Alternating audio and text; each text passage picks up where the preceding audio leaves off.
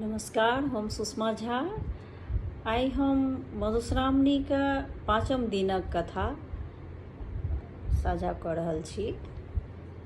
सुनल जाय हमर स्वरमे। 5म दिन जे कथा होइ छनि ओ भेल दंत कथा पर आधारित महादेवक परिवारक कथा।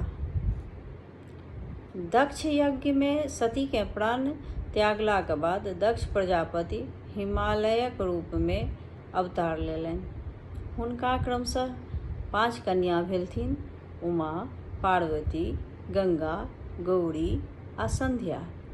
एहि 5 कन्याक विवाह बेरा बेरी महादेव सँ भेलनि। अब उमा हिमालयक पत्नी मनाइनक पहिल पुत्री जखन 5 वर्षक भेलीह तखनहि महादेवकेँ वर रूपे प्राप्त करबाक कामना सँ तपस्या करबाक हेतु वन विदा भेलीह। माय मनाइन हुनका उमा कहि के मना केलनि, तथापि ओ चले गेलीह, तें हुनक नाम उमा पड़ल। 8 वर्षक भेला पर महादेव हुनका तपस्या सँ प्रसन्न भऽ हुनका सँ विवाह कय लेल। ई समाचार सुनि मनाइन बताह जकाँ करय लगली जे फूल सनक बेटीकेँ बुढ़बा वर लय गेल।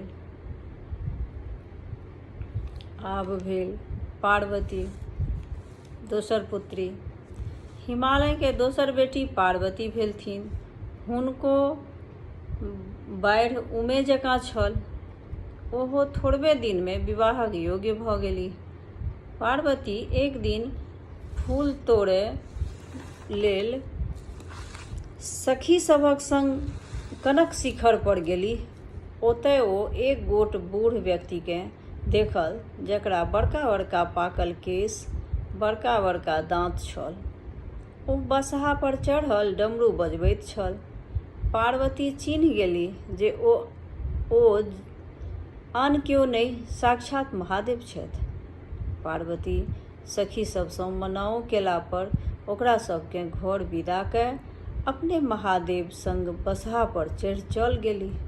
सखी सब घर आबि मनाइन के सब बात कहलनि। ओ अपन कपार झाँटय लगलीह जे हमरा कपार में की लिखल अछि जे एना भऽ जाइत अछि, किंतु आब जे भऽ गेल तकर कोन उपाय। अब तेसर पुत्री गंगाक कथा। हिमालय के तेसर बेटी भेलथिन गंगा।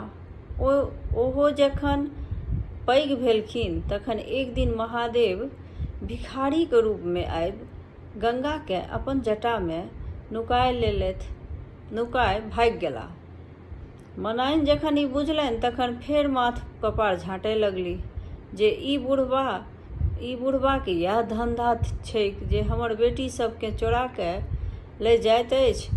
तहिया सँ गंगा सतत महादेवक जटा में रहय लगलीह।